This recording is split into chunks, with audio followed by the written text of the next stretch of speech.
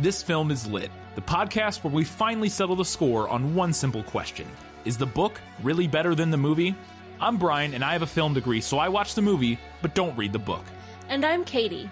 I have an English degree, so I do things the right way and read the book before we watch the movie. So prepare to be wowed by our expertise and charm as we dissect all of your favorite film adaptations and decide if the silver screen or the written word did it better. So turn it up, settle in, and get ready for spoilers, because this film is lit.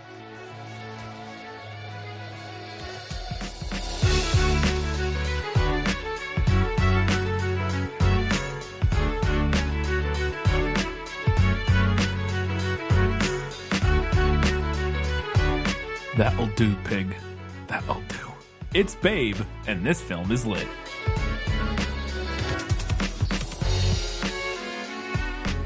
Hello, and welcome back to This Film is Lit, the podcast about movies that are based on books. We have another patron request episode. Is this not? Yes. I thought it was. We forgot to mention last week that it was. This is or during the our prequel. Name change patron. It is our name change patron, who most recently was...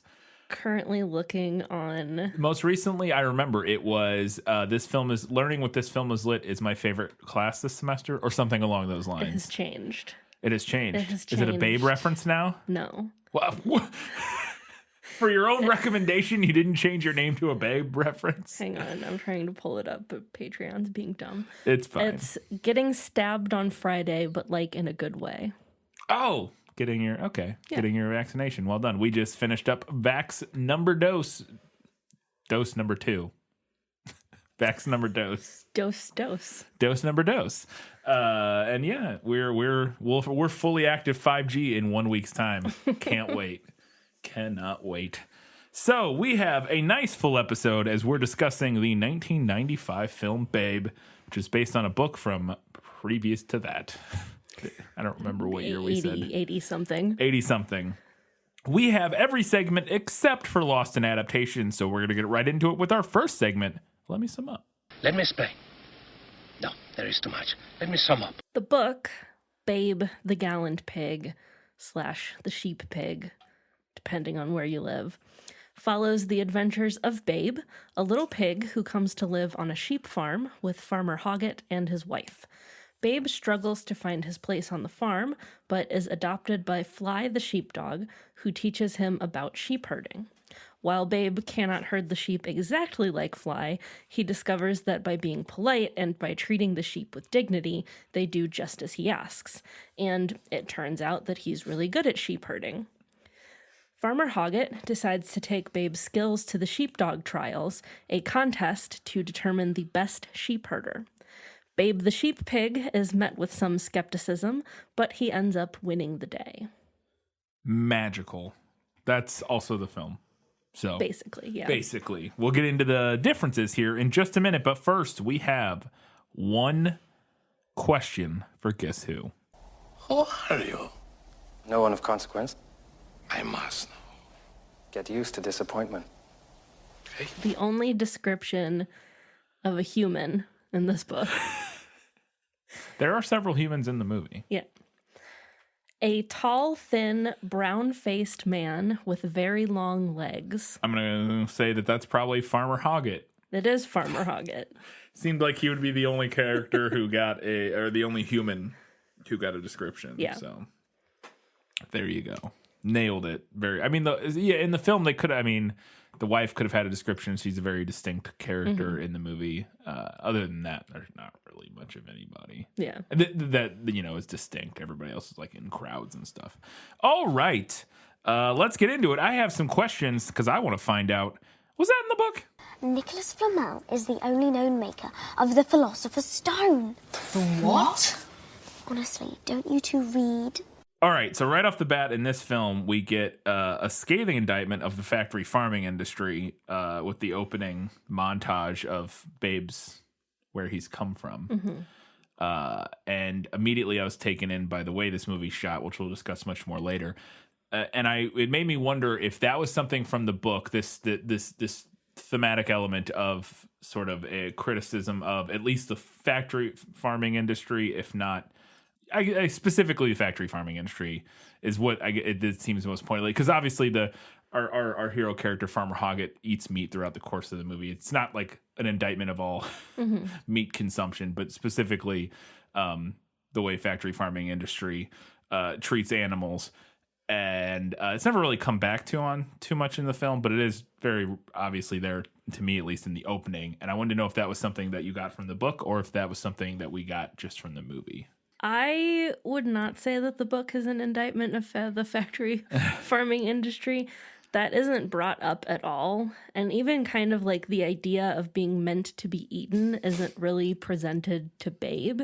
Okay. It kind of hovers in the background in the first half of the book because we, the audience, knows that like that's what he's meant for. But it's not like a thing, whereas in the movie it's kind like of a reveal. It's like it's like a reveal to him that it's supposed to like kind of turn his his perception of things upside down. But okay, I was just wondering because if there was any sort of in the beginning, how does Babe end up at the carnival? Assuming that is where he ends up at. I mean, we don't see how he ends up there. It just opens with him there. Opens with him there. Yeah. Okay, so yes, so then this whole segment in the beginning of the movie where he was on in a factory farming situation and was removed. I don't remember exactly why they just needed a pig, so they pulled him out. Yeah, because he was a runt or something like that. I can't remember. I thought somebody said something about him being a runt. But the actual the imagery of this whole situation very clearly to me came across as.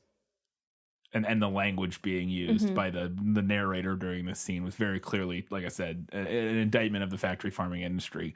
But it would appear that is something that the movie, a viewpoint that the movie brought that was not. Because I did wonder. I was like, right off the bat, I was like, well, is Dick King Smith like a vegetarian or something? Or like, was that part of his? No idea. Yeah, and I looked and couldn't find anything. And it sounds like that's not a theme of the book in the same way. So that would not necessarily matter, his background there. Okay. Speaking of the carnival that I just mentioned, that's how in the film Babe comes to be with Farmer Hoggett. Farmer Hoggett's at this like carnival, and there's a pig in a box that you can guess the weight of, and if you get it correct or if you're the closest to the correct weight, you win the pig. But in this moment, he picks up the pig, and he like in the film he like connects with it on a spiritual level. And I want to know if that's one, if they have that weird moment of connection, and two, is that like how he gets Babe? Yeah, that's exactly how it happens in the book. Or the pig, as he's referred to most. Yeah. I guess the animals call him Babe. Do yes. they? Yeah. Because humans all call him just pig. Yeah. Yeah. Okay. Yeah. So that scene does play out exactly like that in the book. There, he's at the carnival, and there's a guess the pig's weight, win the pig contest going on, and when he picks up Babe, they like stare into each other's eyes. And there you go. The guy running the carnival booth is like, "Oh, you're the first person that he hasn't like squealed when you picked him up." Yeah. So everything is the same except Babe does not pee on the ground. Does that happen in the movie? Yes, it does. Okay, I missed that. I didn't remember that part. I think I was writing my note at that point. Okay, cool. Yeah, it sounds identical. So this is just a broad general question about, and so I think I know the answer to this, but I wanted to see what you thought about it, because in the movie, obviously, when all the animals talk, their mouths move, like either it's animated or it's a puppet, like an animatronic or whatever, and their mouths move. And now I'm assuming in the book we're hearing animals' thoughts. Or right. Or privy to their conversations or whatever. And now I'm assuming, I want to know if you think in the world of the book the animals' mouths move when they speak in the same way they do in the movie, or if that's just a movie ad for the visual, like for the audience, for the visualization of them speaking, or what you think is going on there. So the animals do talk to each other. Okay. In the book. Yeah. Whether or not their mouths move is not specifically addressed. Right. I assumed not. I mean, it makes sense for their mouths to move if they're like speaking to each other. Well, but that's the thing. I guess that's what I was trying to figure out is, do we think they're like literally speaking out loud? Now, I think the movie addresses this, and I have a note about it later, but it makes more sense to talk about it right now. In the movie, we have a moment where we were watching Babe and the one of the sheep, Ma, I believe, have a conversation, and then it cuts to outside, and we hear Farmer Hoggett, or we see Farmer Hoggett listening, and we just hear like a sheep making sheep noises. Right. Which would then be the implication there to me would be that we're getting a translated version, essentially. Like what we're seeing in the film is they're making animal noises, you know, like the pig is oinking or whatever, and the sheep is making sheep sounds. But during, you know, we're getting like the translated version of that. The only thing that makes it confusing is that their mouths move to the English words and aren't just like random movements. I'm overthinking it, but I'm just interested because I don't know. I guess interested whether you thought that was the same thing in the movie or in the book where it's like they make animal noises and you're getting the translated version in the book. I mean, I don't see why not. That's probably what it is. Yeah. It makes the most sense. I mean, I think, like, realistically, and I am not an animal expert, don't come for me. I think, like, in the real world, a lot of animal communication is done through, like, body language and, like, scent and things like that. Absolutely, and, especially between species that don't have, and like, they're not, like, they're literally, like, making sound. Like, sometimes they are. But I'm not saying yes, and again, I'm not saying that it makes sense. I'm not saying that like the movie's like thesis is that they have like codified language. You know, I'm not saying that, but that is like the sort of magical realism of this universe is saying that all of these bas and, you know, oinks and stuff are actually they're words. Actually like having a conversation whereas with each other. Yeah, in reality, yes, like those oinks and bas mean things, but usually like I'm angry. Probably more like vague, like, you know, sharing of emotions and stuff as opposed to like forming actual communication. But yeah, I just thought it was interesting, and I wanted to see if the movie or the book addressed it at all, because something like that is always so fascinating. I think it's kind of a controversial choice in a talking animal movie. I feel like, because I do feel like a lot of people prefer like a Homeward Bound style where it's like a voiceover, but their mouths aren't literally moving. And more implication of them like they're talking to each other, but it doesn't, like, we aren't seeing their mouths move. It's almost more, in that instance, it almost is more like we're getting a translation of whatever, like the, you know, the subtle body language and stuff. Like we're getting a voiceover hearing that, but it's like, it's just weird in the movie when their mouths move in English words. But they're also in the universe making animal noises when they're talking. Like, you know what I mean? It's just like a little bit incongruous, but it works. It's fine. It's totally fine. So the chapter headings, I thought that was interesting. In this film, we have like little sections, and each of these little vignettes or sections starts with a little chapter heading. One of them's something like "Pigs are definitely stupid," or something like that. And one of them is "The way things are," and each time like the little mice come on and they like say the name of the chapter. They have little like chipmunk voices. Yeah, and I wanted to know if those are chapter headings. I assume those are like chapter headings or something from the book, so I just wanted to see if they were. So the chapters in the book do have titles, which is a pretty common thing in children's literature, but I didn't notice that any of them were the same as what was in the movie. The farmer's wife. I just want to talk about her briefly. One, is she a character in the book? Two, her voice. I'm realizing as I said it that I'm not so much asking about like the tone of her voice, which is strange in the movie, but the way she rambles or something. Like she has this weird way of this sort of strange way of speaking in the film where she's a lot. Like whenever she talks, she like, I don't even know how to describe it.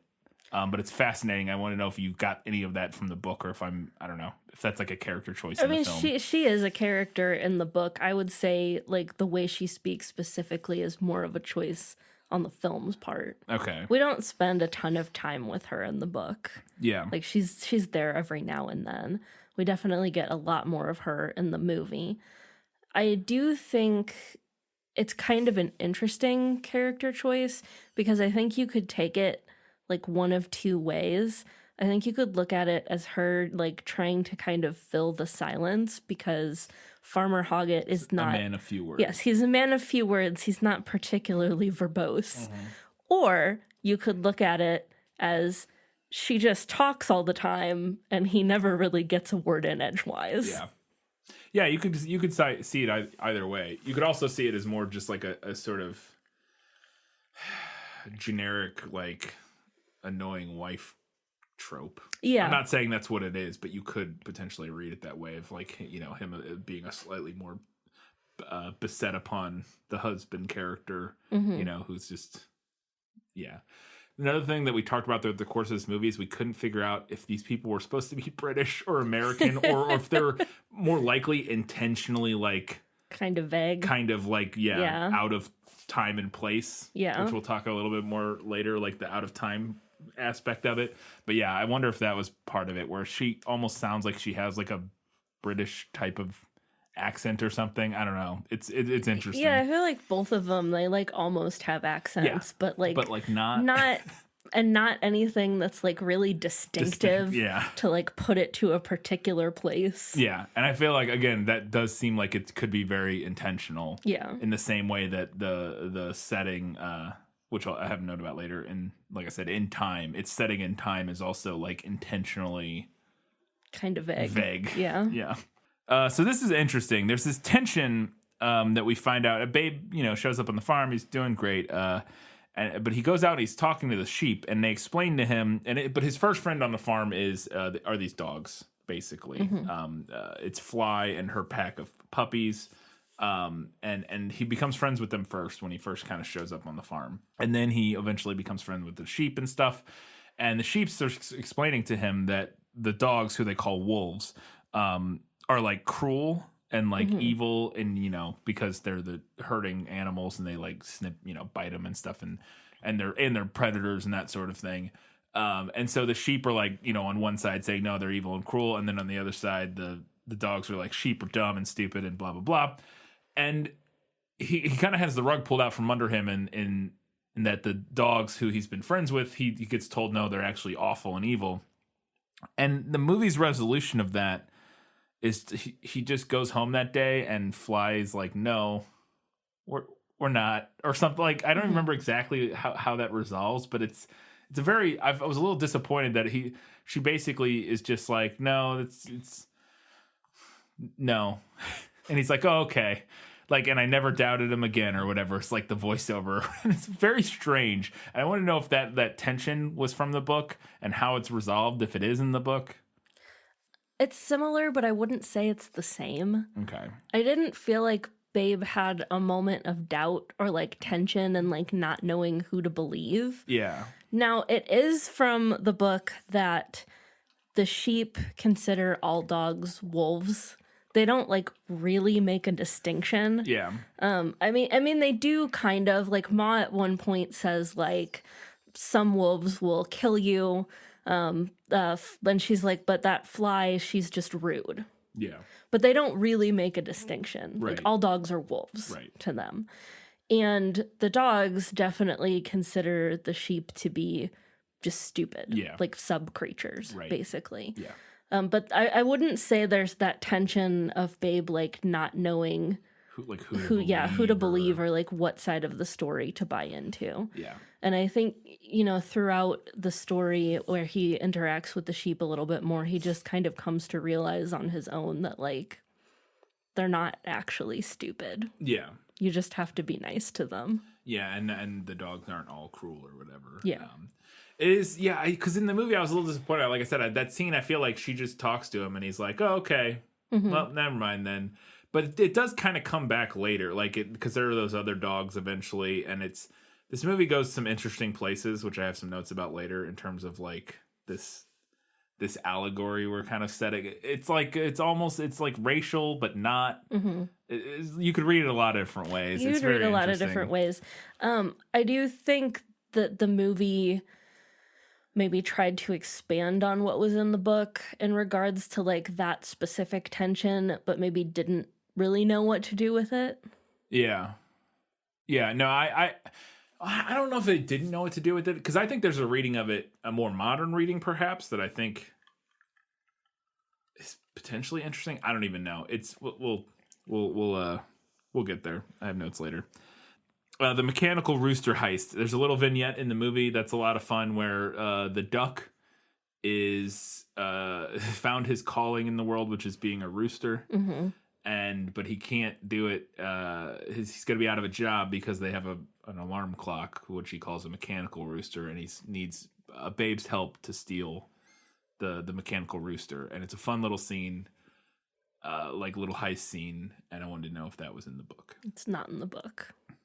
Disappointing. That's fun. It seemed like it could have been right out of the book. Yeah.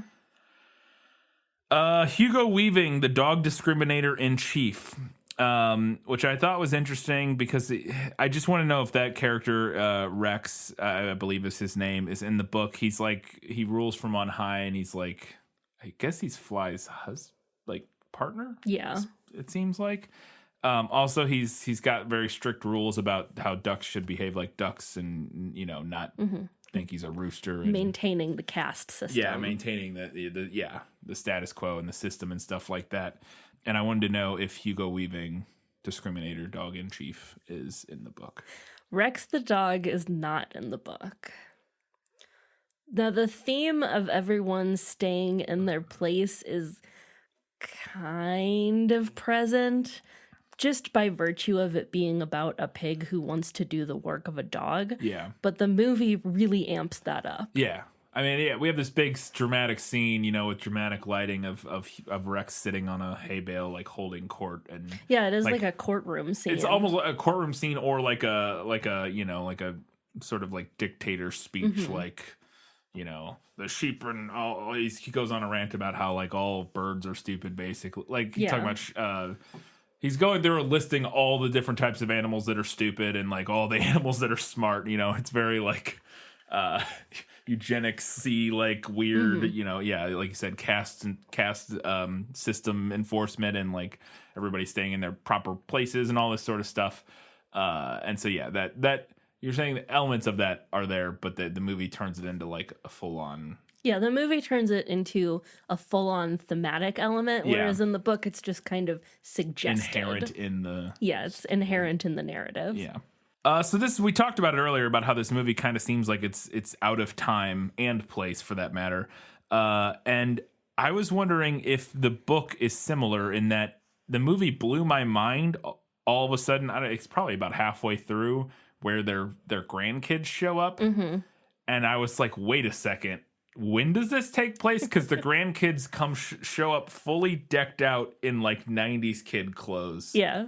Like, and I was like, wait. Because it looks like we're in like anytime English countryside for the last 200 years or so. You know what I mean? Like we could have been watching this story happen anytime in the English countryside for the last 200 years, probably.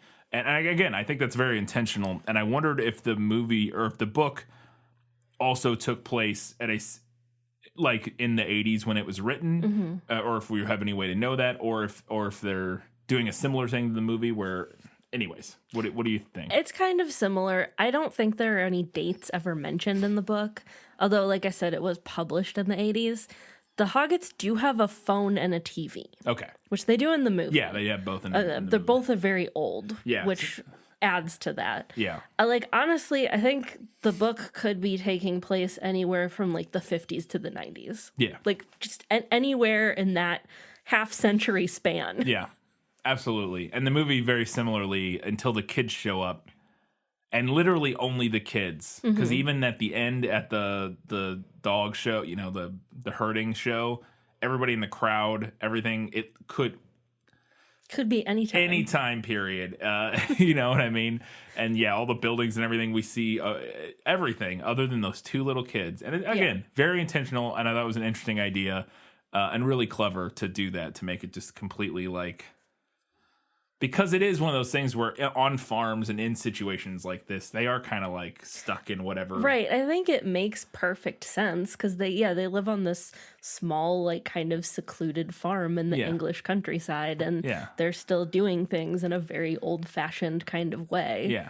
And even the town that we see at the end is very similar. And the carnival, all of that, like carnival could have been any time, again, from the 50s to the 90s or whatever. Yeah. You can't really tell when that carnival would have necessarily taken place.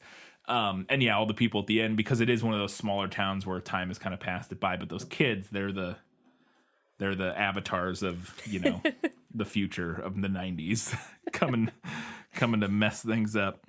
And I misread this, but now I'm reading your explanation. It's making a little more sense at what was going on here. But there's a moment where they're looking out their window and they see there's a bunch of chickens in the yard, and there's all the brown chickens are split into one side and all the white chickens are split into the other side. And Farmer Hoggett says, "Look at them, the browns and the whites all split up," or something like that.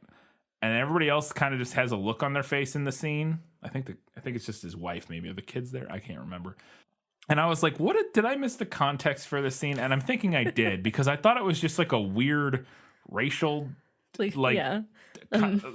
comment on weird racial. I had no idea. The way he says, "Look at them, the browns and the whites," and they're like split into two. And I'm like, but what is the meaning? I don't even get. So that scene is not in the book.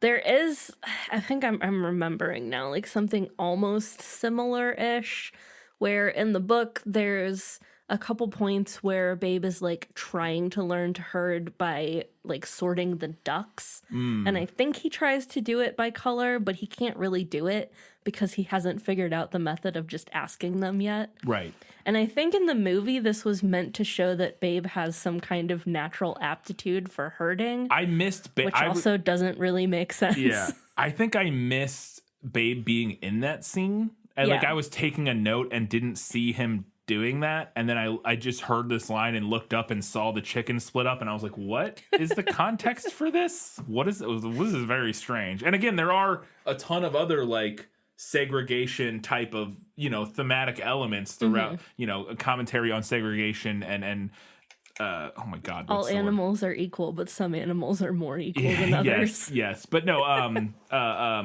like not assumptions about people, stereotypes and stuff, like, you know, stereotypes about the different types of animals and stuff like that. And so there's tons of that throughout this movie. And so I thought this was another element of that, but I just didn't get where it fit into that that element of the story. It was very strange. But yeah, it makes more sense if he was just, you know, splitting up the chickens, and I just missed that. So there's a line where when Babe is finally learning how to herd, Fly is trying to teach him, and she's explaining, you have to, quote, insult them, abuse them, bend them to your will. And it's very interesting, this whole conflict of the dog's nature of them feeling superior and like they can dominate sheep versus Babe being kind and asking to them. I want to know if that element's in there, but specifically that line about Fly, who's, quote, one of the good dogs, end quote, being like, insult them, abuse them, bend them to your will. If that specific line or anything similar comes from the book, because I thought that was interesting and I want to talk about it. I don't recall that specific line is in the book. There are definitely some similar moments, but I would say that the movie goes more intense with this idea. But that is basically the main thesis of the book, right? That Fly is prejudiced against the sheep, considers them to be stupid sub-creatures, and Babe is able to easily have them do what he needs them to do by not buying into that and by simply being kind and polite and treating them humanely. Yeah. Because and maybe this is as good a place to talk about it as any. I have the note later, but I think there's a really interesting reading of this, not as a story about, like, say, racial, like, tension, because that seems at first pass like that's the obvious, like, they both have preconceived notions about the other. The sheep have ideas about the dogs have ideas about the sheep, the tension there, blah, blah, blah. But I actually think it's maybe more interesting, at least the movie, as a reading on, what did I write here? A leftist critique of Babe, semicolon, or a subtitle, all sheepdogs are bad. In this essay, I will, but it, like, as a reading of, like, the police and, like, the capital structure and police as an enforcement of the capital structure that currently exists. Because actually, to me, it almost makes more sense reading the dogs as police. Yeah. As opposed to, like, white people or black people or whatever, and the sheep as any, you know, impoverished community, you know, take your pick, black people, poor people, and, you know, again, any impoverished community. And I thought it was interesting that even like I was talking about Fly, who is our good dog in this, like is not as evil as like those other dogs that show up and kill Ma later in the movie. Or even as bad as Rex. Yeah.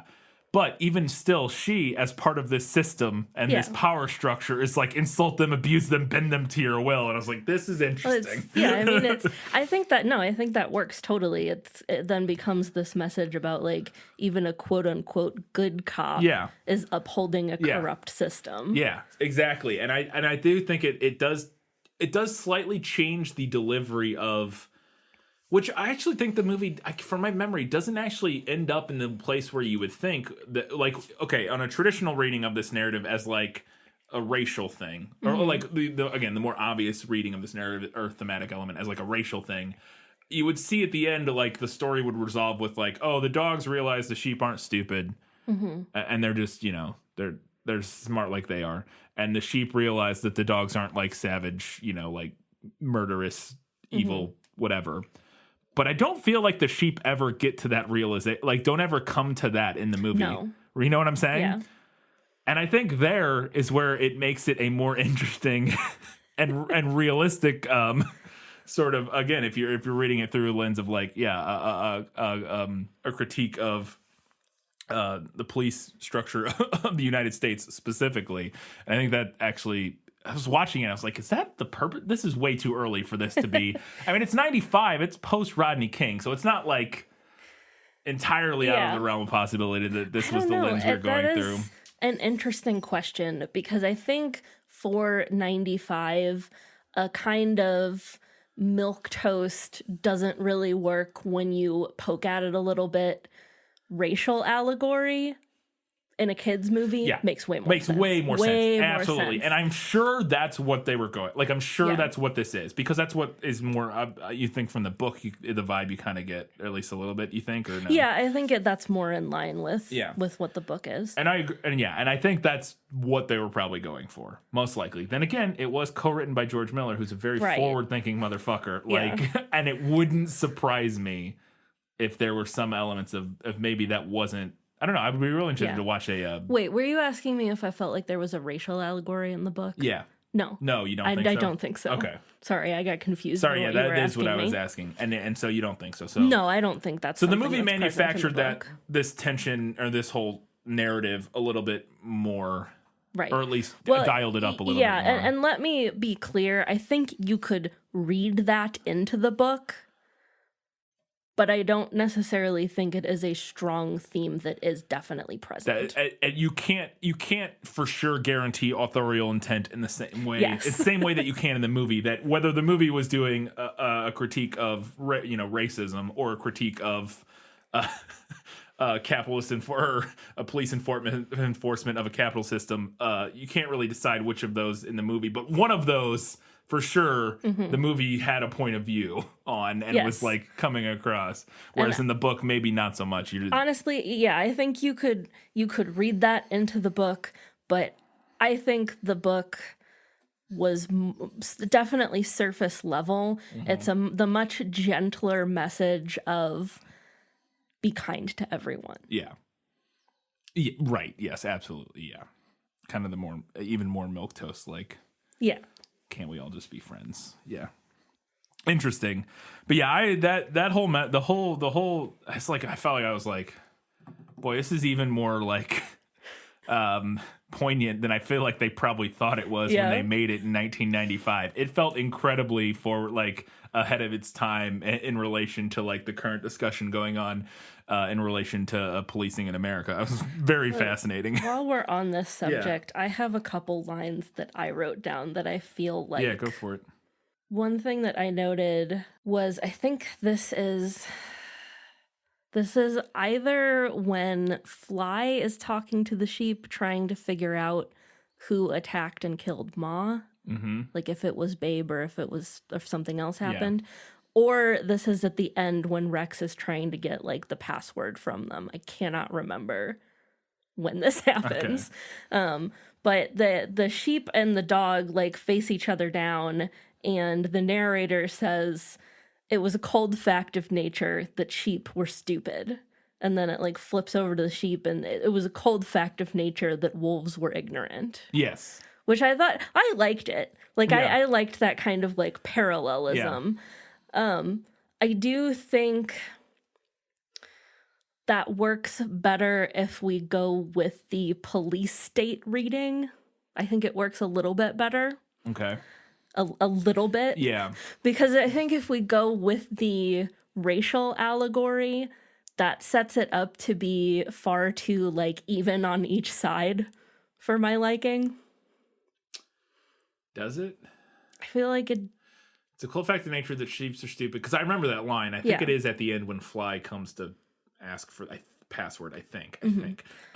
It's a cool fact of nature that sheep are sheep are stupid. It's a cool fact of nature that wolves are ignorant.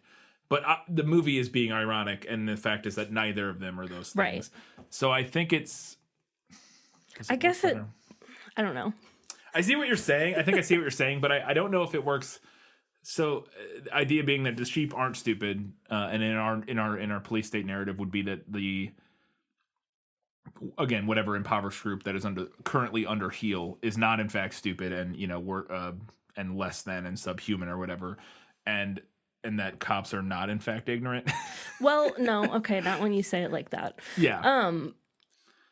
I guess the idea, like, because what the movie is asking us to do here is to like look at them as individuals and not as like a monolith. Right. And I guess that just bothers me a little bit more with the racial allegory than it does with the police allegory. Yeah. But I guess it works equally not well for either. I'm not sure it works super well for either. And I think either way, it's a little... I think either way, that line is kind of funny and almost like it feels like a Doug Adams or a Douglas Adams kind of line, like with the narrator. It does. Like it doesn't feel like a Douglas Adams kind of line, but in the narrative we set up, or at least our reading of it, where one side is in fact, it works in a very milquetoast, can't we all just get along? Yeah. Sort of way. It doesn't necessarily work. That line, those two lines don't necessarily work in like a scathing indictment of either like privilege or like white privilege or whatever, or the police state, because it makes them an equal. It makes both sides like sort of equally ridiculous, and like they both assume equally ridiculous things about the other. Whereas in our reading of it, that's not like one side is just, one side is correct and one side is not. Yeah. And so I don't know if it works in a more nuanced reading, right? But it does work in a more kids friendly, like, hey, white people, other brown people, we both think some dumb things. Let's get over it and be friends kind of way. You know what I mean? Yeah. The other line that I had written down was at one point Rex the dog says, I think it's Rex who says this. Maybe it's the horse. I don't know. Says the only way you'll find happiness is to accept the way things are. It's to accept that the way things are is the way things are. To which the duck responds, the way things are stink. Yeah. Yeah. No, it does feel like like the movie's message gets muddled a little bit, but it does feel absolutely throughout a lot of the film is an absolutely sort of presenting a leftist thesis of the world and being like, here, children, let me smuggle this class critique and status quo critique of the status quo into your fun time talking animal movie. It definitely has a lot of things going on, which makes which you would imagine being the case again from a George Miller involved piece. He doesn't really do like surface level movies. You know what?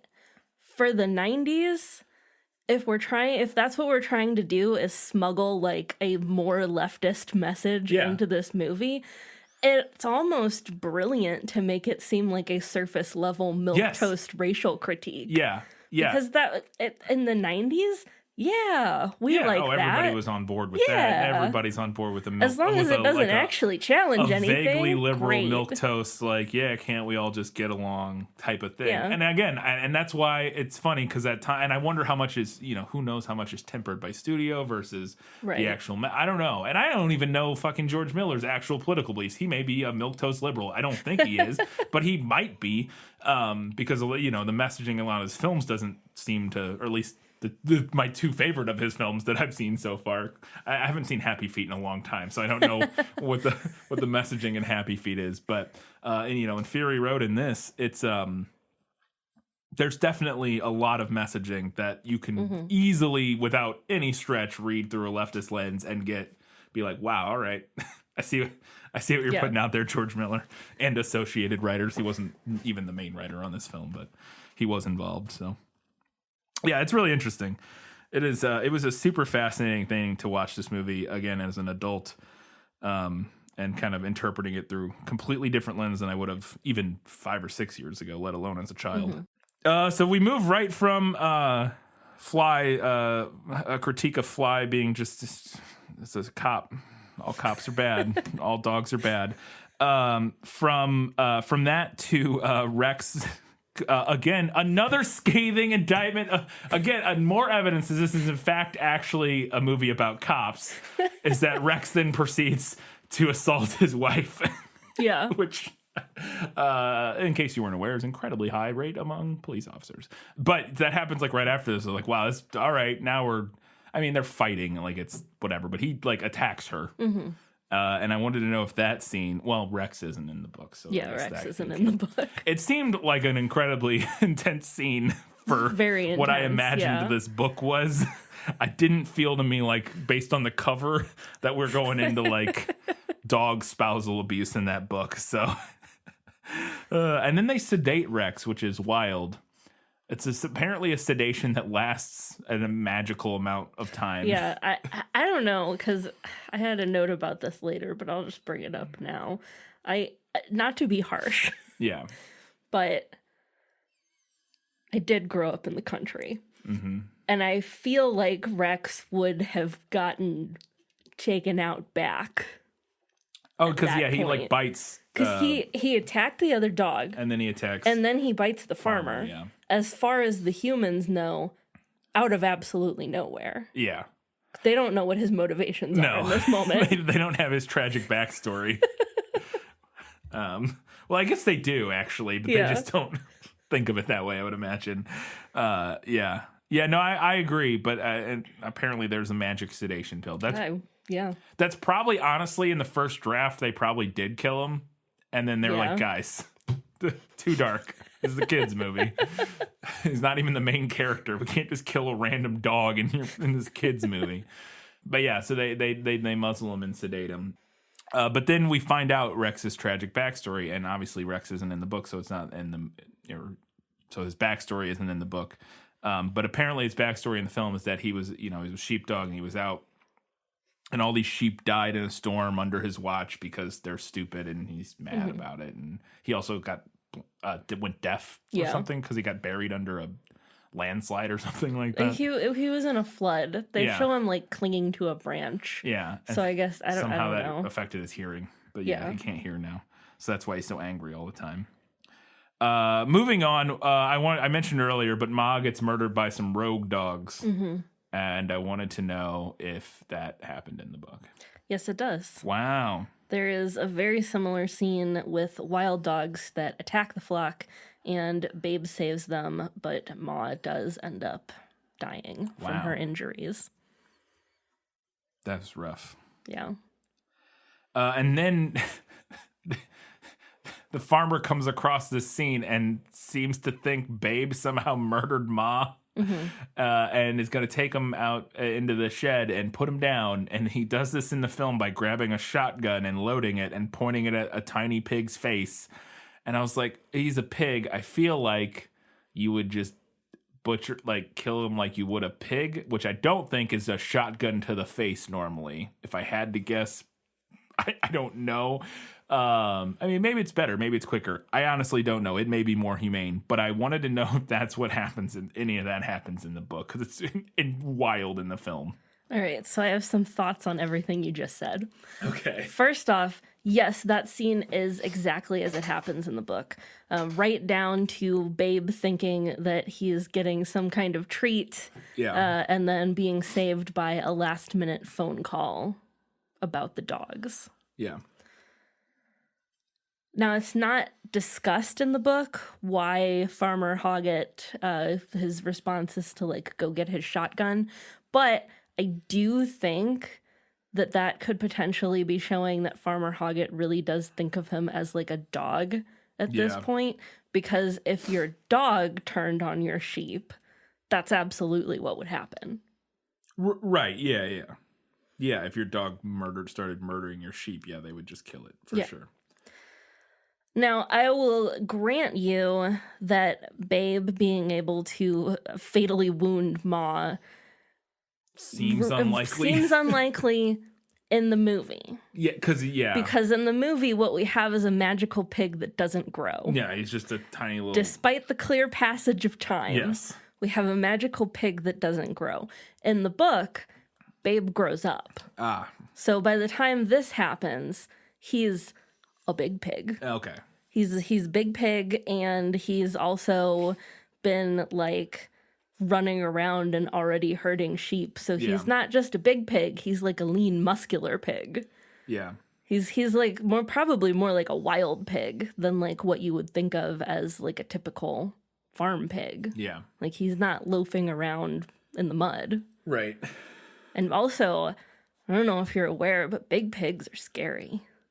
Oh, no, I'm aware that pigs and hogs and stuff are wild. Yeah, no. Pigs are terrifying. For sure. I'm not saying that. I was just, because, in the movie, he's like a tiny little pig. Yeah. And I was just couldn't place how he potentially had murdered. I'm not saying it's impossible. It's just because he's so small. See if I can find. And Ma's not particularly small. Yeah, no, she's an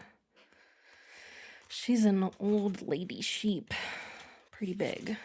So, first, he couldn't help noticing how he had grown. Not fatter, as a sty-kept pig would have done, but stronger and more wiry. There was nothing of the piglet about him anymore. He looked lean and racy and hard-muscled, and he was now almost as big as the sheep he herded. Yeah. So that's where we are with Babe at this point in the story. And then... I would bet the movie's explanation for why he's not is that they do at the beginning call him a runt. And I assume there it is. Like, he's just he's not growing. Yeah. He's a small pig. Yeah. Sure. Now, this whole, like, sequence where the dogs attack the sheep and then Babe almost is put down because of this, this is definitely, like, the darkest thing to happen in this whole book. This is your end of Act 2, like... Yeah. And maybe the most graphic thing in this book, when he's fighting the dogs, Babe chopped at it with his terrible pig's bite, the bite that grips and tears, and now it was not sheep's blood that was spilled. Jesus. Babe out here murdering feral dogs. Yeah, going after those feral dogs. I mean, pig teeth are pretty wicked. No, yeah, I agree. I understand. I'm aware. It's just interesting because he's a little tiny pig. It comes off as much more unbelievable in the movie. Yeah. All right. This one's about a line. I also just had this thought that, like, going back to this reading as an allegory of policing, turns out so. All dogs are bad, even Fly, who's a good dog, relatively speaking. And the only thing that could fix this whole solution is, in fact, a different type. You can't have the fact that it's a good cop doesn't matter. You actually need a completely different... a completely different system. A different system, which is where Babe comes along as a non-cop to show up and become a public safety official or whatever. It's very interesting. Like, it actually works on like lots of levels. Very interesting. This line, because I'd never heard it and wanted to know if it was a thing in the film. There's a cat who's angry at Babe about destroying. Babe gets let in the house, and then the cat scratches him, and the cat gets put out. The cat gets put out. So the cat is mad about that. Yeah, and the line in the film says, "Beware the bad cat bearing a grudge." Yes. And I was like... Which the movie calls an old adage. Yes. And I tried Googling it, and only the movie comes up. Okay. So, and it's not in the book? It's not in the book. There's not a cat character at all in the book. Like, I don't even remember. It might be briefly mentioned that they have a cat inside. Yeah. But there's not a character who's a cat. Okay. I just thought it was really interesting because it's like, maybe it's from the book because I've never heard this saying. I don't... Beware the bad cat bearing a grudge. All right, fine. It's very specific. Yes, it is. Saying. Yeah. The farmer, Farmer Hoggett. Mm-hmm. He has a scene in the film where he dances in jubilation, in joy, and it's such an interesting scene. And I wanted to know if that's from the book because it felt so strange in the film that it had to be like a moment from the book. I don't know. It felt to me like something they're keeping in from the book for fans of like the moment where I was imagining like there's like an illustration or something of like the farmer, like, because the way he like jumps and spins in the film. He like does a jig. Yes, yeah. He does like a very specific jig and it just, all of it felt very surreal to me. And I was wondering if it was from the book. I don't recall there being any point where he dances in the book. All right. So it's just a movie. Why is he dancing in the movie? I can't even recall now. Is it because Babe is successfully herding sheep? I can't remember. I don't remember because he's inside. I don't know. Yeah. He just dances. Well, that's what I mean. Remember. Like, is it after like Babe has successfully herded, or I don't remember. I honestly don't know. I don't remember, but it's such an interesting scene. Okay. Wait, is it after? Because Babe runs away at one point, and then because the cat tells him that he's meant to be eaten. Yeah, he's meant to be eaten. And Babe runs away because he's upset by this. Yeah. And they end up finding him, but then he's so despondent and he won't eat. And then the vet comes out and is like, I don't know why he won't eat, but if he doesn't, you're going to lose him. I think so. You're Is right. it after he starts eating again? I think it might be, yes. I think that might be it. I think that's it. Isn't? Yeah, it's just he just does a whole ass jig in his living room or in his kitchen. And I was like, all right, have fun, man. And I mean, the idea there is just like, is that Babe has brought joy to all, yes, to his family. He's brought joy to the farm. Yes, exactly. And it's a fun little scene. It was just interesting. So we get to the big final, the big climactic moment is Babe has got to go perform in this sheep herding competition, but these sheep don't know him and they won't listen to him. And so they got to figure out a solution. And it turns out in the film that there's a password. Rex goes and negotiates with the sheep on the farm and talks to them.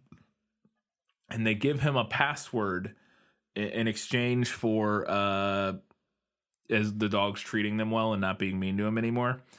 And when they give them this password, it's like this strange sheep chant that sounds kind of culty and weird. And all of this, I was like, it's interesting. And I get it works because the reason they like Babe and then they're able to use it. Like, it all works. It's just, I wasn't expecting like this weird culty chant being a thing that would be the reason that Babe can ultimately herd these sheep it felt kind of convoluted. I don't know. And I wanted to know if it's what happened in the book. So this is from the book. Fly asks the sheep at one point if there's anything that will help Babe win the tournament, because she's worried about the sheep being unfamiliar. And they tell her the password. So the idea here is that if they hear this password coming from Babe, they'll know that he's trustworthy. Now, it's not so like culty and chanty in the book. It sounds more like a nursery rhyme. So what it is in the book is, I may be ewe, I may be ram, I may be mutton, I may be lamb, but on the hoof or on the hook, I bain't so stupid as I look. Okay.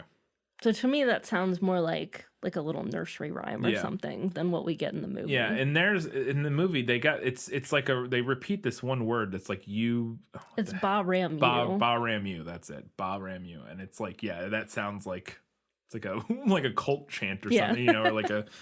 There's no rule in the book that says a pig can't herd sheep. That's how we resolve everything. At first, they're not going to let Babe compete in the competition, but then they find out. They go before the sheep herding tribunal at this competition, and turns out there's no rule in the book that says a pig can't herd sheep, so Babe is able to compete. Is that how it goes down in the book? Basically, yeah. There's not like a dramatically lit trial room scene, but it does play out similarly. The officials acknowledge that there's no rule disallowing it, and everyone laughs as Babe goes out onto the field. I think the movie does amp it up some. Yeah, because when they go out there, the whole crowd is just like losing their shit over just this. Like big belly laughs. Yeah. But it is basically the same. Yeah. Okay. Because it's obviously it's the Airbud scene. Like it's just there's no rule in the book that says a dog can't play basketball, so you gotta let him play basketball. And then after, so Babe gets out there and they start doing their thing. Everybody's laughing, and then as soon as Babe starts herding the sheep, it goes deadly silent. You could hear a pin drop. I love the way the movie does this. Like they cut out every sound except for like the very soft pitter patter of the sheep and pig feet going around this corral, and it's adorable and it's very funny. And the way it's shot too, with like these like cut-ins of the farmer just standing there and like the sheep slowly walking past him in the background on TV. It's all great. It's all handled very well, and it made me laugh a lot. And I was wondering if they pulled any of that inspiration from the book. The book does mention that the crowd eventually fell silent while watching Babe herd the sheep. So that's what it would sound like. Yeah. You would just hear the pitter-patter of the feet. The pitter-patter of little hooves. Yep, little hooves. And then he gets through. He rounds all the sheep up, gets them into the corral. The crowd goes wild, loses their mind. He gets a perfect score from every judge, hundreds, and across the board. And then Farmer Hoggett turns to him and says, "That'll do, pig. That'll do." And that's the last line of our movie. And obviously, we had to know.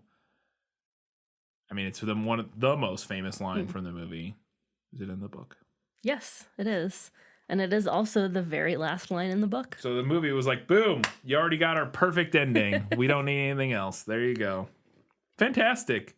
Glad they kept that. That's fun. Or it's fun to know that was, in fact, in the book, because it is such an iconic line from the film. Alrighty. I actually have one more question that I forgot to ask, because I wanted to know, does Farmer Hoggett sing to Babe when he's sick? No, he doesn't. So that's a scene people like in the movie. I just wanted to ask, but we'll talk more about stuff later. All right, let's find out what was better in the book. You like to read? Oh, yes. I love to read. What do you like to read? Everything. I mentioned it earlier when Babe and Farmer Hoggett first meet at the carnival. It's pretty much the same, except in the movie, Babe pees as he's holding him up, and I thought that was just such a 90s movie. It really addition. It's so 90s kids movie. Yeah. Unnecessary. Completely unnecessary. In the book, there are more scenes we see Fly teaching her puppies how to herd. She has them practice on the ducks. Yeah. I don't feel like I really cared for the insertion of their family visiting for Christmas and then like the bratty kids. I didn't feel like it doesn't add a whole lot. I didn't feel it. I felt like the only purpose it served was to get the fax machine there, but we didn't really need to see him sending in the forms. No. For me, there was no real reason. Yeah. To like slip that in there. Yeah. I guess the fax machine seemed like it, because there's isn't there like a ticking clock kind of situation at the end with the forms? He can't just mail them. Maybe I'm misremembering. I don't remember. Because I was like, yeah, because he could have just, if you wanted us to see him filling in the forms, he could still do it and just mail it. I don't think we even need to see him send them off at all. Well, I assume they wanted to just to show the part, because it's the only time we really see it, where they write. Because I mean, it's for no other reason than the like sort of visual joke when that's like the name of the dog and he just writes in pig.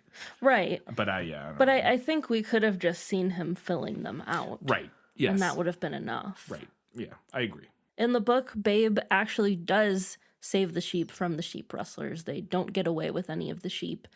The result of that scene is basically the same as it is in the movie that like endears him to the family.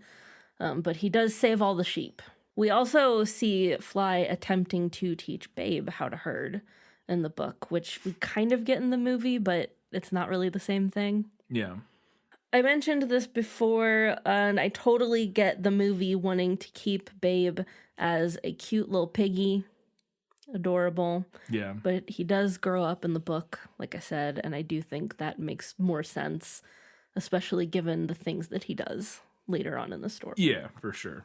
I don't necessarily have an issue with the addition of Rex's character to this story, but I think his arc is kind of weak. He goes from grumpy to basically rabid on a hair trigger. Mm-hmm. And then his flaws are kind of hand-waved away with a tragic backstory. And I don't know that his about face, where he helps find and then proceeds to encourage Babe, makes any sense. It makes sense narratively for it to happen and for it to happen at that point in the plot line. Yeah. But I don't think it was particularly well set up by the story. No, because he just gets sedated and then he just like eventually. Yeah, and then when Babe is missing, he just like gets up and like helps find him. There's not really any like growth for like. There's yeah, nothing we that don't happens see any kind of like turning point for him or like character progression. He gets. Unless I'm misremembering. I maybe the drugs changed his brain. I don't know. Yeah. I also did not care for the movie's blatant cat slander. Yeah, definitely. This movie's more of a fan of dogs. Yeah, for sure. All right, let's go ahead and find out what was better in the movie. My life has taught me one lesson, Hugo, and not the one I thought it would. Happy endings only happen in the movies. I thought the start with the critique of the pork industry was really interesting. Mm-hmm. Definitely something that would have been very upsetting to me as a kid. Yeah. I liked the addition of more animals to this story. The book is basically just sheep, sheepdogs, and Babe, with brief mention of ducks and I think a horse, but they aren't really characters. I thought utilizing more farm animals was more interesting. Mm-hmm. I thought the addition of the duck who wants to be a rooster was interesting. Not sure how I feel about the character itself, because it does seem to me like a typical annoying 90s kids movie character. Yeah. But I liked using him to plant and then expand on the idea of wanting a role other than what was assigned to you. Mm-hmm. I also liked the heist segment to get the mechanical rooster / alarm clock. Mm-hmm. And I liked the trial scene with Rex and the emphasis on knowing your place. I really enjoyed the expansion of that theme, which, like I said, is kind of present in the background of the book, but not really commented on or utilized to its full potential. So I liked the way that the movie pushed that. Yeah. I liked the scene where Farmer Hoggett sings to Babe. I thought that was really cute. Mm-hmm. I also thought that when he danced, it was like a nice moment. Yeah, it's fun. In the book, they find out what the magical sheep password is ahead of time. Like way before they go to the trials, Fly thinks of this and is like, this might be an issue. Yeah. So she goes to talk to the sheep. Yeah. But I liked making it like a last minute challenge that was part of the climax. Part of the climax, yeah. It just makes it more thrilling. Yeah. When it comes through and the day is saved. All right, we got a few things that the movie nailed. As I expected, practically perfect in every way. We've talked about a lot of things here and there that were definitely from the book. One thing specifically, when Farmer Hoggett ends up signing up to win the pig, he just says, like, don't keep pigs. Mm-hmm. And that's directly from the book. Mrs. Hoggett being super excited about pork products, eventually on down the line, is also from the book. The exchange between Babe and Fly when she asks for his name, and he initially gives her his breed, and then she's like, no, what did your mom call you?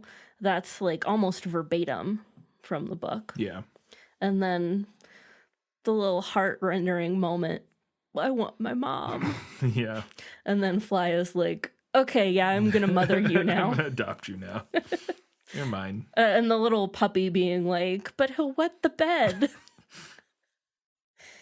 When he first meets Ma and he says, what are you?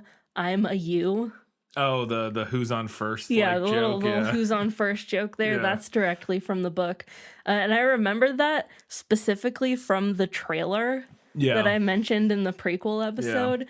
Because that bit is in the trailer when he's like, no, what are you? And she's like, I'm a you. I'm a you. I remember that because it confused me as a kid because I did not know that female sheep were called ewes. Yeah. And I remember like thinking about that, like, what does that mean? What is the joke? I don't understand. Yeah. But it definitely makes more sense reading it. Mm-hmm. Although if I had read this book as a kid, I don't know if I still would have gotten it. Right, because I probably would have said ew. Ew. Because ew is spelled E-W-E. Yeah. So. Ew. Anyway, the moment where Farmer Hoggett is filling out the forms in the book, he's concerned. He's like, oh, if it says name of dog, I'm not going to be able to enter him because then I'd be lying on this form. But then it just says like entry name. Yeah. And he puts down pig. Yeah.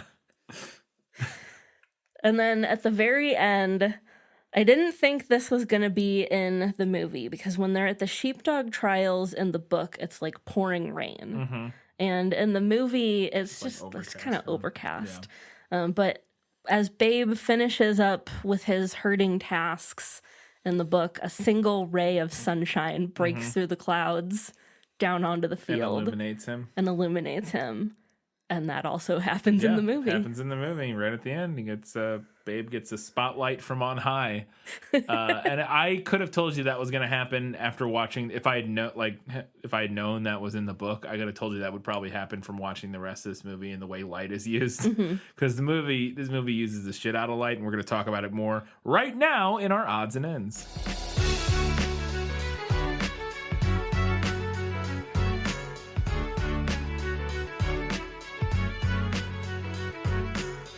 So the cinematography in this movie is way more interesting than I had any expectations of. And it starts right on the opening credits with this like kind of cool slow sequence of panning across this wall that's like very dramatically lit. And there's all these like pig.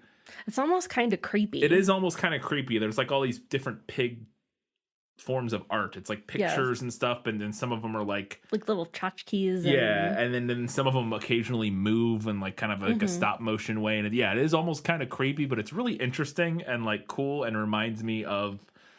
It almost reminded me. I don't even know. I'm trying to think.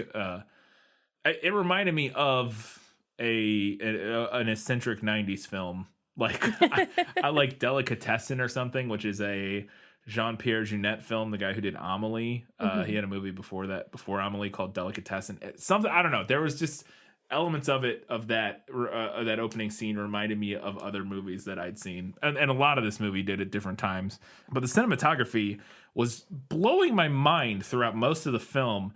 And very early on, I looked up, I was like, who shot this movie? Because the director is Christopher Newton, and he's not really he hasn't had a very super prolific career in terms of like a bunch of movies people have seen. And obviously the director works with the cinematographer and other people to create, the movie you're seeing. But the cinematographer has, especially in terms of the lighting and stuff, has a lot of say in what's going on, the main say in what's going on there. And I looked it up, and the guy's name is Andrew Lesnie. It's the guy who shot all the Lord of the Rings movies. I was like, oh, okay. There it is. He shot all the Lord of the Rings movies, all the Hobbit movies, King Kong, Peter Jackson's King Kong, and a ton of other stuff. But I was like, oh, okay. And it just was like, that makes sense. Because there's some real hardcore Shire energy in a lot of the farm shots that we get. The like slow panning camera moving through like on a hill in the foreground with like the little cottage in the background as like a cart rolls through or whatever. It's like I'm in the Shire. I feel like he cut his Shire teeth on this movie. On this movie, absolutely, yeah. It also makes sense though because he's probably based out of Australia or New Zealand, and then makes sense that he would know Peter Jackson. So we talked about the talking animals, and I thought for the most part the special effects held up pretty well. I thought they held up incredibly, but occasionally you could really tell when an animal is animatronic. Yes. No, you definitely can. The one time that I thought it was super noticeable, I thought it still worked and they hit it in shadow, but when they go, Babe and the goose go into like a little doghouse or something. Yeah. And the goose animatronic, it's moving very clearly like, like a puppet. Like there was one other moment early on with the puppies where they just looked like I could tell they were puppets. Like the fur looked very fake. Yeah, but overall, I thought I was very blown away by how, especially the mouth animation, because the puppets and the animatronics, I was expecting to look good because it was Henson Puppet Shop, and we're at the peak, honestly, the back end of the peak of like using puppets in movies and stuff like that. So I was like, I'm sure that'll look good, but the mouth moving on the real animals, I was like, let's see, and it looked great. Like I thought it looked fantastic. So we talked about this movie being kind of out of time and out of place. Yeah. And I just want to know where the heck they're supposed to be living that it's not even remotely winter on Christmas. Yeah. Because again, it does feel like the English countryside. Yeah. And I know it was filmed in Australia. Yes. I know that. But they really put zero effort into making it look like December in the English countryside, which to my understanding is gray and rainy. Yes, generally speaking, yeah. Unless you go way north, then you get some snow, like like Scotland and stuff. But yeah, it's mostly gray and rainy from my understanding. I thought that was pretty funny. Yeah, it's like I would have had no idea it was Christmas if they hadn't said it was Christmas as soon as the kids got out of the car. Yeah. I also thought it was really again talking about the cinematography, it's like half my notes, but like I thought it was striking how every shot in this movie, apparently it's always golden hour on this farm. Like every shot other than like 4, it is sunset or sunrise. Yeah, so the sun is always either coming up or going down. Or just getting ready to go down. Every shot is light pouring in from the side, this golden light pouring in from from a 90-degree angle coming in from the side. That's for non-film people, that hour before sunset and the hour after kind of right around sunrise, basically. It's called golden hour because you get the most dramatic, the most flattering, beautiful, cinematic lighting comes during those times of day because for a ton of reasons, but the angle it's coming at, the amount of like atmosphere it's diffusing through, the colors you get, you get long shadows on everything. It's all very dramatic and very cinematic. And yeah, like every shot in this movie, it's like, which does make sense on a farm because that's mostly when you do stuff on a farm. Like not mostly, but you do a lot of stuff at sunrise and you do a lot of stuff at sunset with the sun and and you do a lot of work then because it's the least hot times a day. Like you don't do a ton of work at high noon. You try to get it done when it's sunrise and sunset because it's not as warm at those times. And so it does make a lot of sense. It's just it also makes for a very pretty movie. Can we talk briefly about the attempt at inserting, like, what is even the word I want here? Like a world building mythology for the sheepdogs? Oh, yeah. Yes, that was very interesting. That was very confusing. They talk about how Rex came from the ancient bloodline of something Bahoo is what it sounds something. Like he says. Yeah, but it's just that one line. Yeah, where Rex says to Fly because he's mad about Babe doing sheepdog work. Yeah, and he's like, "We're descended from the bloodline of ancient Bahoo." It's like, wait, what? We were both like, "What?" Wow. And then they never bring it up again. Nothing ever brought up again. It's never explained who is Bahu. We don't know. I think it's a rather clever little moment of world building of like just these dogs have their history that we're just not privy to. You know what I mean? It makes sense. I think it works. I thought they did I thought it was really clever, and I noticed it a lot. And I'm sure most people, no, I don't say most people wouldn't, but definitely kids wouldn't notice it. How much this movie would slow down, speed up, and then like reverse shots to get the animals to do what they want over the course of the movie.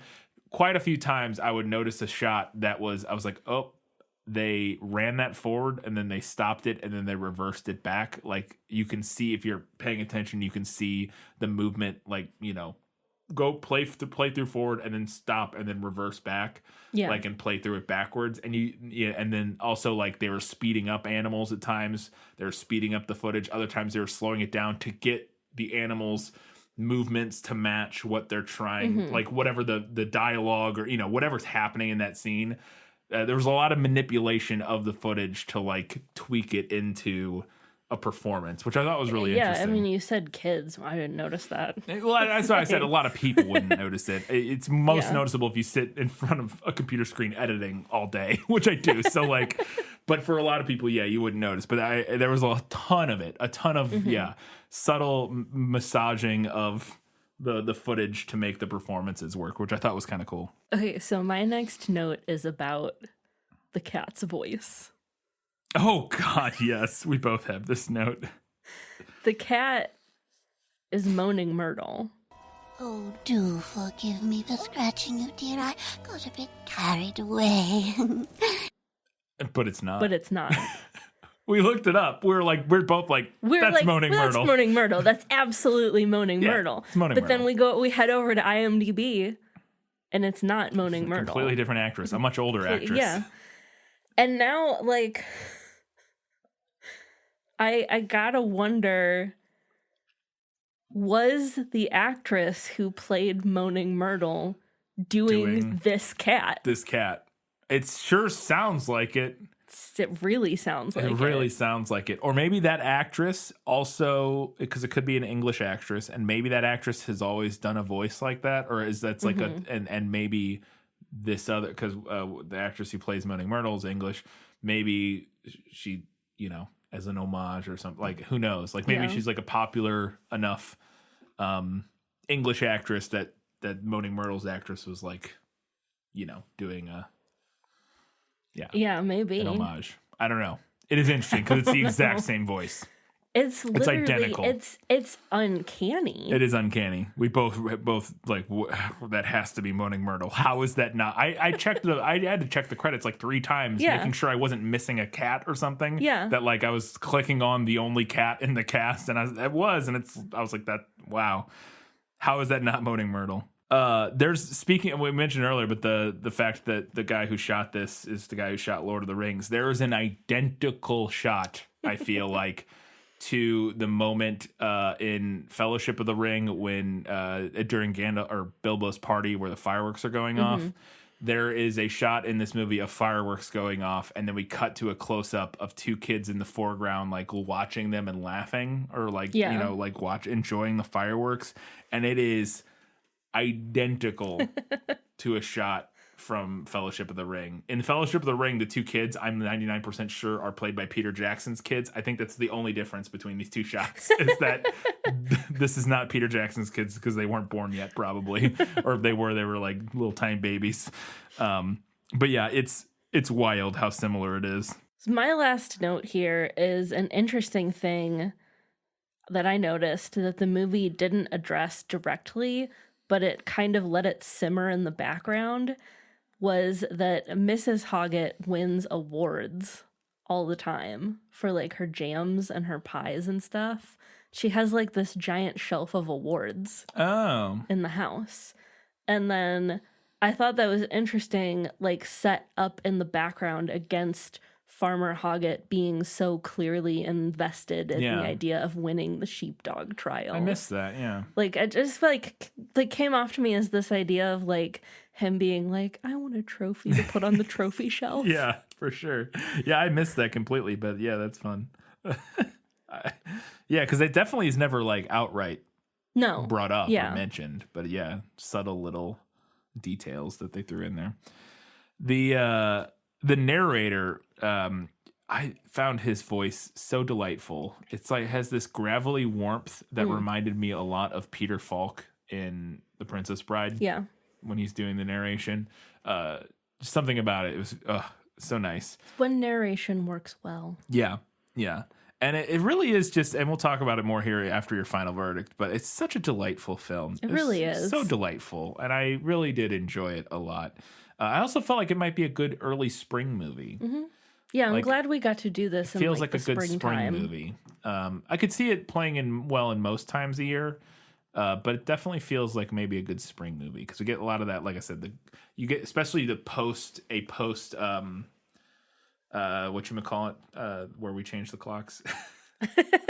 What's that? Daylight savings. A post daylight savings movie because you get a lot more golden hour, like and so it does. It definitely works, but it still seems it's still cool enough where like there's like a crisp in the air because like it's the English countryside, so it's always going to be cool there.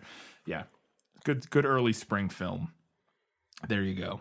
And then it's the last shot. I have one more comment about the cinematography. that shot during the trial at the sheepdog scene. You mentioned it earlier, but it's so cool and is so much cooler than it has any right being in this kid's film. So much of the cinematography, like I said, is just I was blown away by how fantastic it was. Everything is lit freaking beautifully, like constantly. And I was just like, you didn't have to go so hard on this talking animal movie, said Mr. Cinematographer Andrew Lesney, but you did, and you got Lord of the Rings because of it. So well done. Like he didn't have to, but he did that for us. He did that for us, and then he did it for himself because then he got to. I don't know if this is why he got to work on Lord of the Rings, but I mean, there's definitely, like we said, there's definitely some parallels. I'm sure he also probably worked with Peter Jackson on other stuff before. I didn't look at all his exact filmography and how he came to, work on Lord of the Rings. But there's a lot of details in this film that translate to a film like Lord of the Rings. There's not a lot of action that he's filming. Obviously, that would be its own thing. But in terms of like the pastoral setting of like the Shire and stuff, and then also working with animals and effects and all that sort of stuff is a very distinct thing to have knowledge about and all that sort of, and he, obviously you would get a lot of that on this. So yeah, it's go hard on every project and eventually you'll go from working on Babe to working on Lord of the Rings. All right, it's time for the final verdict. Now, are you ready for your sentence? Sentence? But there must be a verdict first. Sentence first.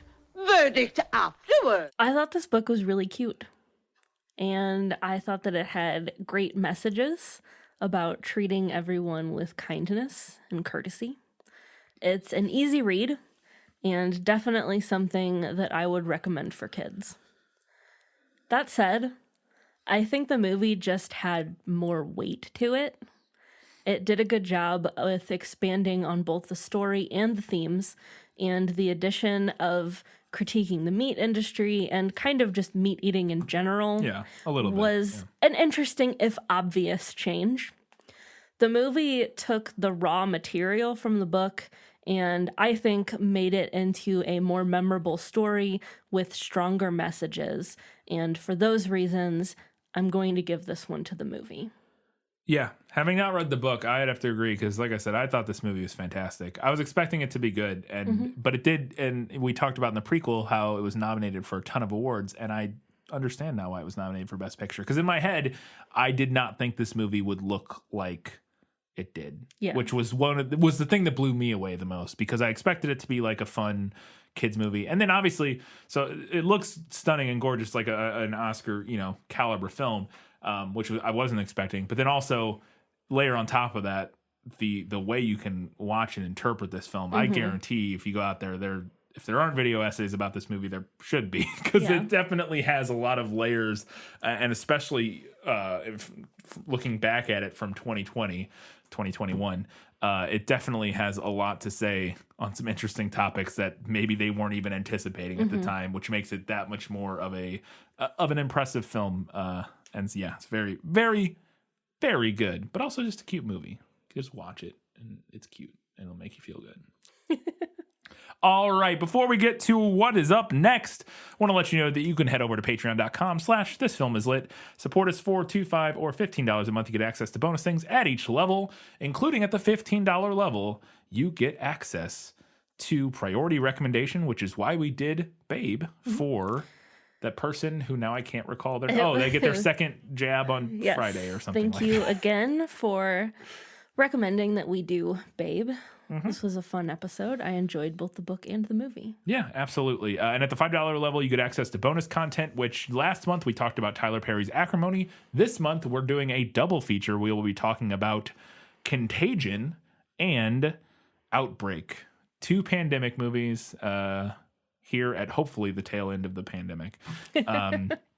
Going out and seeing, we'll be able to compare. Knock on wood right now. Yep.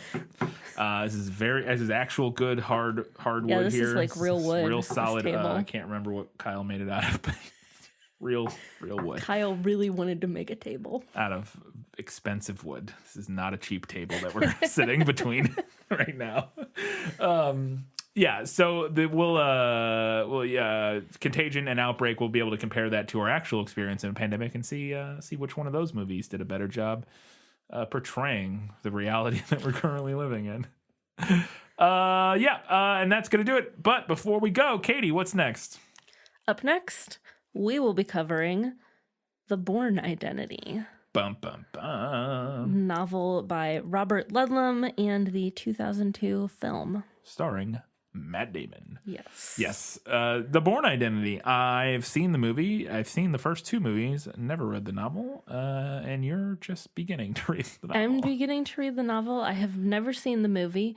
I'm kind of excited because all I really know about these films is like the very basic premise. Yeah. I don't really know anything about them. I have seen the first movie or 2, and I could only tell you the premise because I remember almost nothing about them. I know, the premise. Right. Apparently, did not make an impression. Well, I did. I saw it when it came. I saw it when I was 15 or whatever when it came out. And I haven't seen it since then. I will say it's one of those movies that I haven't gone back to watch over and over again because it's not like it's not like James Bond in that it's like a ton of fun. It has like fun action scenes, but it's not like a campy fun action film. It's a spy thriller with Matt Damon like beating people up with books and scissors and newspapers and stuff. Things to look forward to. Yeah. So yes, in 2 weeks' time we're talking about The Bourne Identity, and in 1 week's time we'll have a prequel for The Bourne Identity. So come back then, get everybody's feedback on Babe, and some other fun stuff. We'll learn something. Until that time, guys, gals, non-binary, everybody else. Keep reading books. Keep watching movies. And keep being awesome.